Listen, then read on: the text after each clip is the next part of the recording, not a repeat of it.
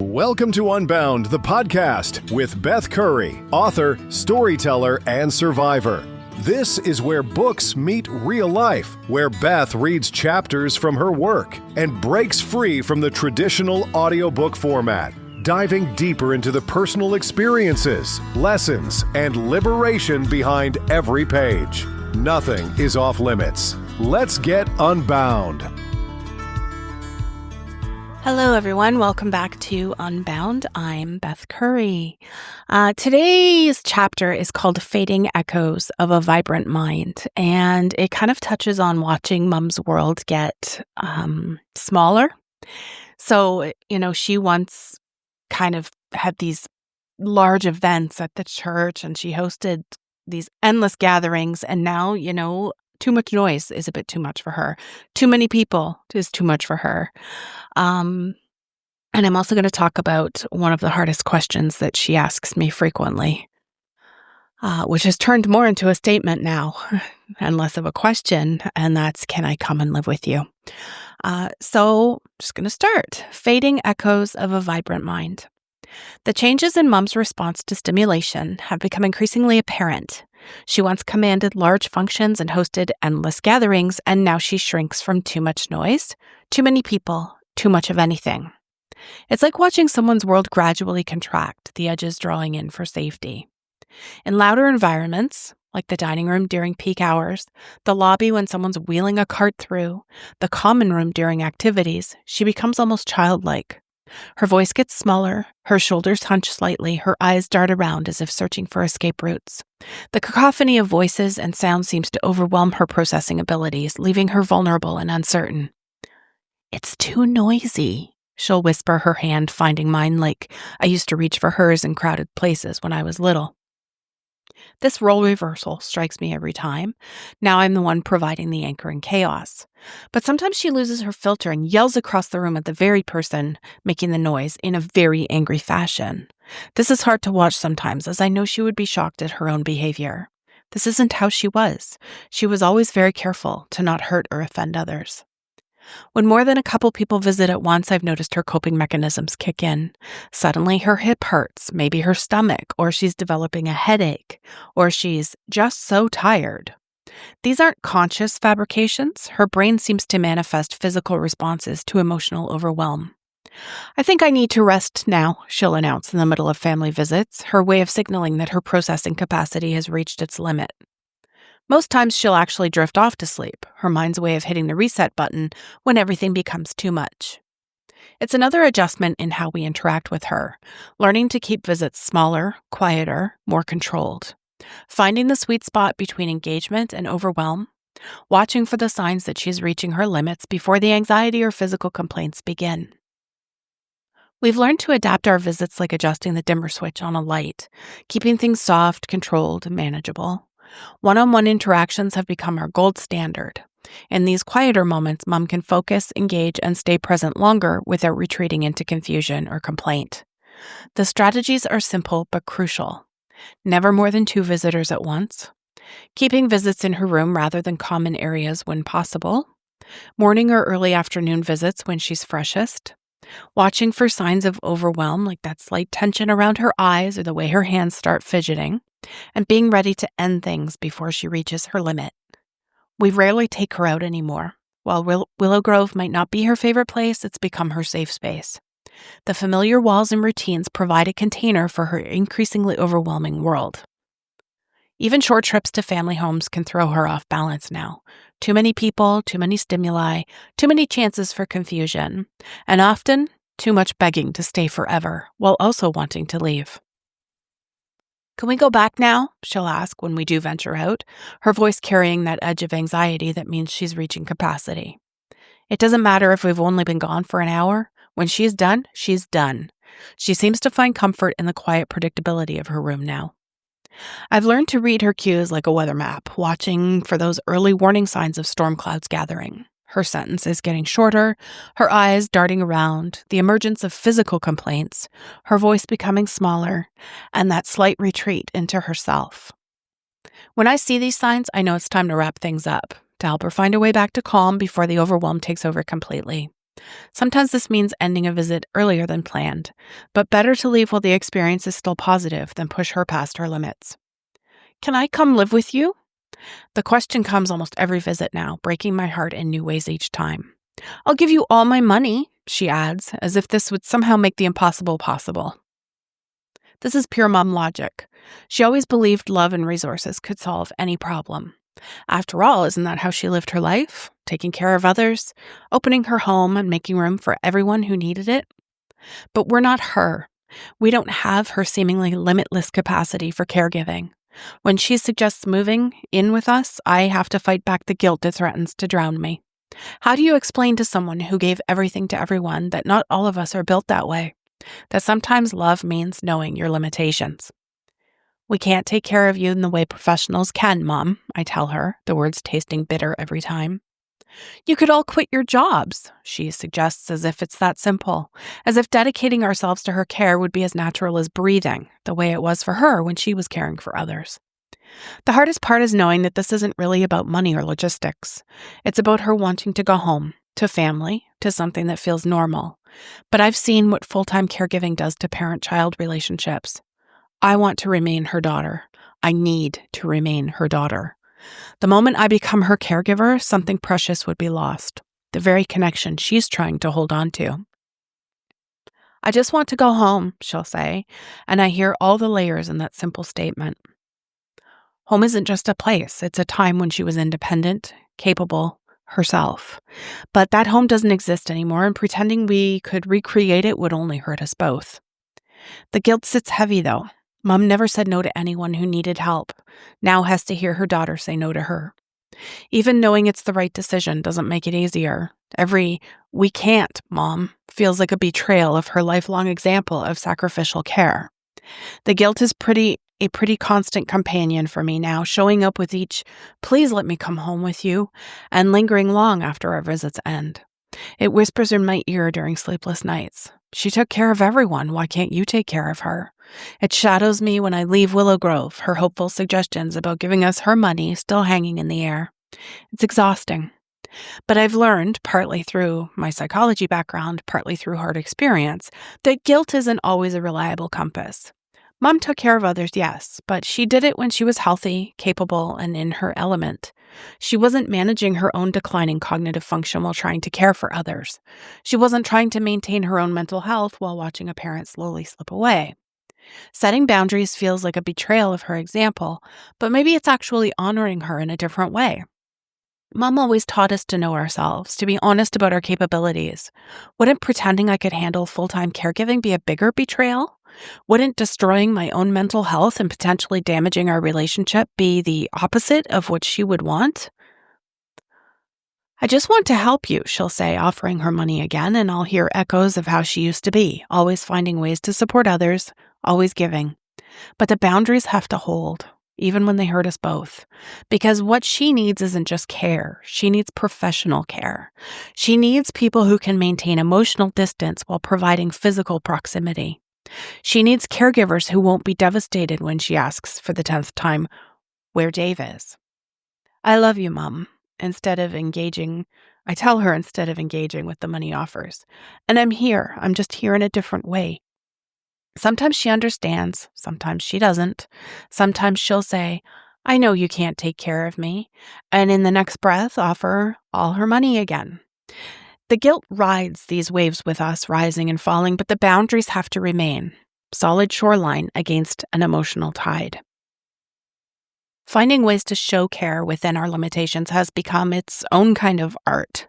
Instead of taking on the role of caregiver, I focus on being present as a daughter. I bring her favorite snacks. I might paint her nails, show her pictures of the family, small acts of love that don't require me to stretch beyond my capabilities, but let her know she's cherished. When she offers her money again, when she begs to come home with us, I try to redirect rather than refuse. Finding ways to show her she's loved and connected without promising what I can't deliver. Preserving our mother-daughter relationship feels crucial now more than ever, because underneath the confusion, underneath the repeated questions and shifting memories, she's still my mom. I see it in the way she still tries to mother me, asking me if I'm eating enough, telling me to drive safely, worrying about whether I'm happy. If I became her full-time caregiver, these precious moments of genuine mother-daughter connection might be lost in the daily grind of medical needs and physical care. "Remember when you used to run up those wooden stairs to watch hockey with your dad?" she'll ask suddenly. And for a moment, she's fully my mom again, sharing our history, holding our memories. These are the moments I'm fighting to preserve when she's not a patient needing care, but my mother sharing stories, even if they repeat and even if they sometimes get mixed up. Understanding my limitations and boundaries isn't weakness, and I have to keep reminding myself of that. It's wisdom born from experience.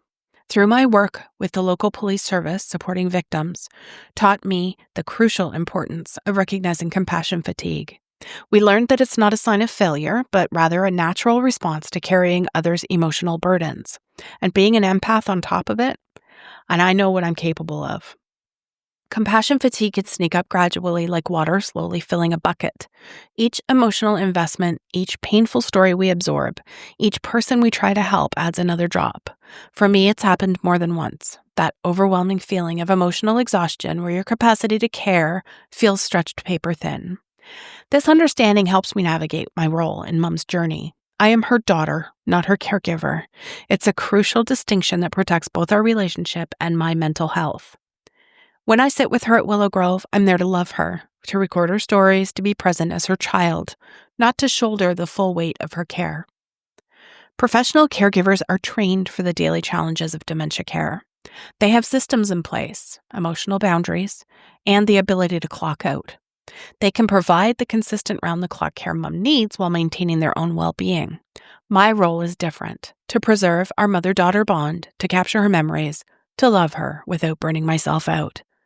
This isn't about loving her less or caring less deeply.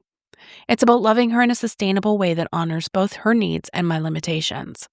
Understanding this has helped me be more present during our visits, more capable of handling the emotional complexity of watching her change, more able to be her daughter rather than her caregiver. The truth is, becoming her caregiver wouldn't give her what she really wants, which is to be herself again, to be the mom who took care of everyone else.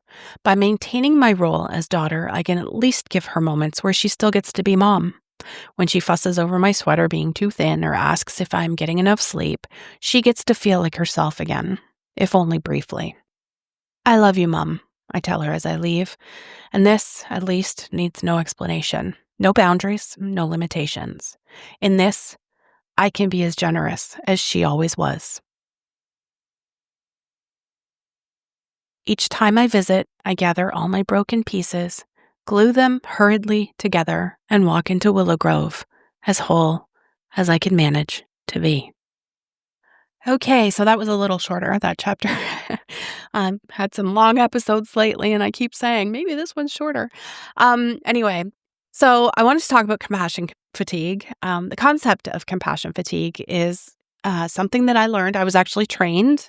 We did a whole training module on it through my work with victims in the police service, but I live it now in a completely different context. People don't really talk about this enough. You can love someone deeply and still recognize that full-time caregiving would destroy you both. It's not weakness. It's completely self-awareness. When Mom offers me all her money to let her come live with us, she's trying to solve a problem the way that she always did, just, with the resources that she has and the love that she can give. But what she doesn't really understand anymore is that some situations can't be solved that way. Professional care isn't always about money. It's about maintaining a relationship that matters more than anything. Like I kept stating, I want to be her daughter and I need to be her daughter, and I will lose that if I become her full-time caregiver.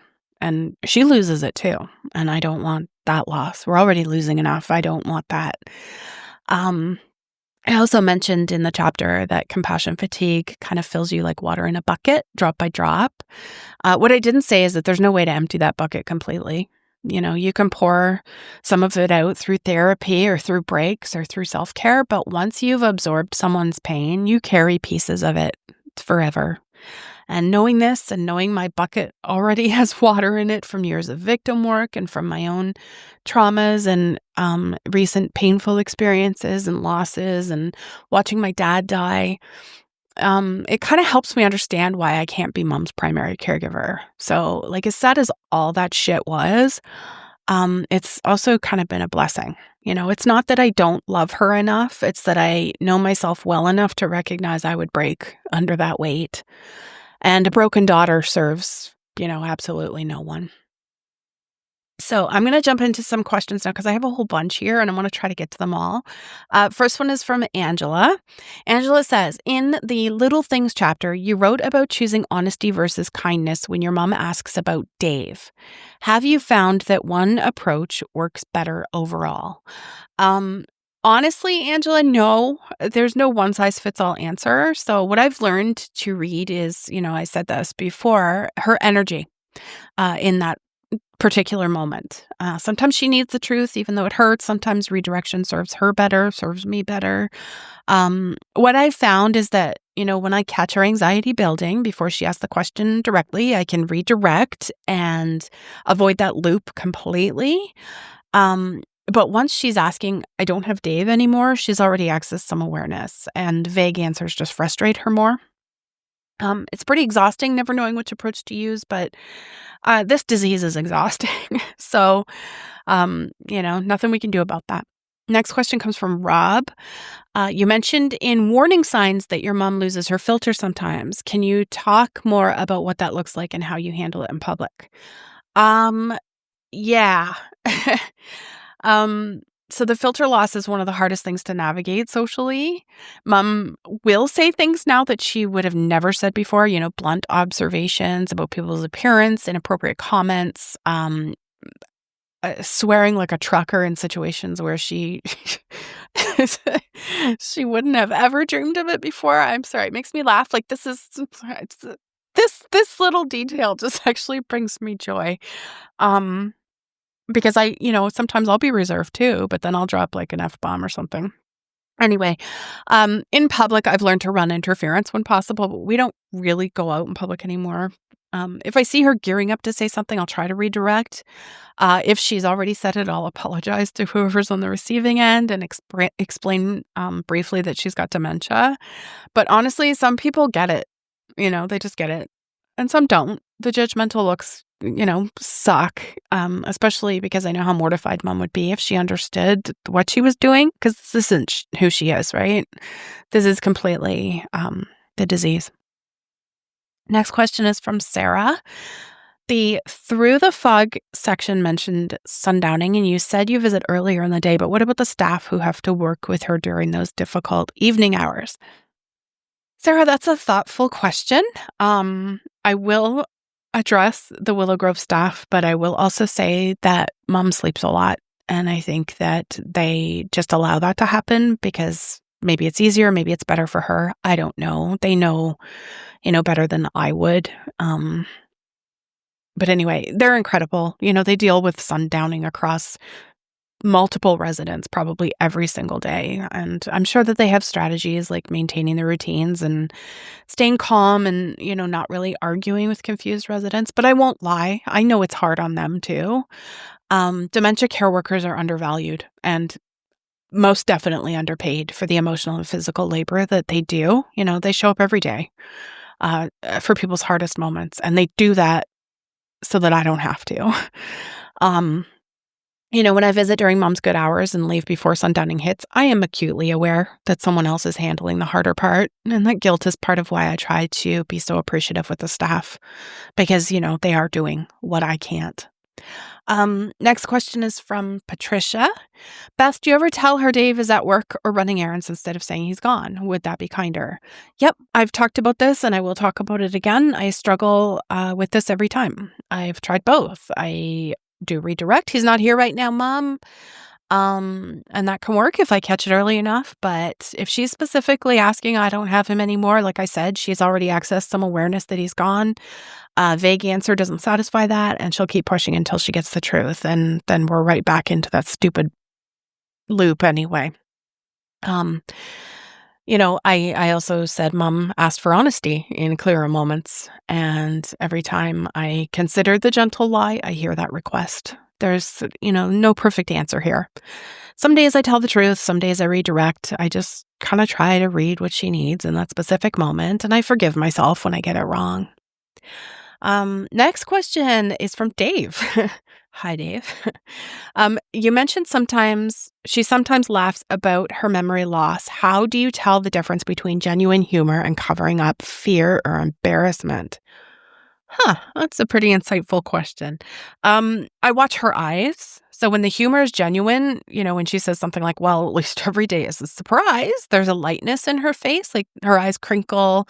There's a bit of a sparkle there. There's a presence. The joke lands. When she's covering, though, there's obvious tension underneath. The laugh is a little too quick or too forced. She'll make a joke, but then immediately pull back or change the subject, or she'll laugh, but her hands will be fidgeting. That kind of gives away the anxiety underneath. Her genuine humor has always been a bit self-deprecating, but playful. The covering humor feels defensive, if that makes sense. It's a very subtle difference, but after enough visits, you learn to read it. Honestly, sometimes I let her cover if humor is what she needs to cope in that moment, even if it's masking pain. That's okay. Not every difficult emotion needs to be processed in real time. Question from Michelle. Those trips you took with your mom, do you wish you'd known then what you know now, or are you glad you got to just enjoy them as they were? Michelle, I've thought about this a lot. Part of me wishes we'd recognized the signs earlier. Maybe we could have got her evaluated sooner, started interventions earlier, or documented more of her while she was still more herself. But another part of me is grateful we didn't know. Those trips were fun. Chaotic and sometimes frustrating, but fun. We have good and funny memories of them. We laughed at the broken ATM and the missing purse at the airport and the turtle viewing and her falling in the bathtub, although that's not really funny, and the way my son talks about how she used to have to do a running jump to get onto the bed because it was so high off the ground, and he was 11 or 12 at the time, and he thought that was hilarious. Anyway, mom's a shorty, and she had to get a running jump to get onto the bed, all of that kind of stuff. If we'd known what we were actually witnessing, would we have been able to laugh? I don't know. We still laugh at some things now, so maybe, but I don't know for sure. But the memories are bittersweet. We have the laughter recorded alongside of the stupid warning signs. If we'd known, I think maybe all we'd remember is the fear. So I don't know. Maybe ignorance was a gift we didn't know we were getting, if that makes sense. That's it for questions. So next episode, I will read the chapter called Weather Balloons. It's about mom growing up in Big Trout Lake and her dad's job in meteorology. A little bit more spontaneous poetry that still emerges. The caregivers who truly understand, and probably touch on a bit more about the 16-hour loop of discovering Dave's death over and over again. Not probably, I will actually be talking about that because I believe I wrote about that again. If you have any questions or comments that I might comment on or address in the next episode, please send them to unboundwithbethcurry@gmail.com or join the Facebook group. And if you want to support the show, all the info how to do that is in the show notes. Thanks for being here, and I'll see you in the next episode. Thanks for listening to Unbound with Beth Curry. Join the conversation in the Facebook group or visit authorbethcurry.com. Want to support the show? Head to ko-fi.com/unbound podcast. Until next time, stay unbound.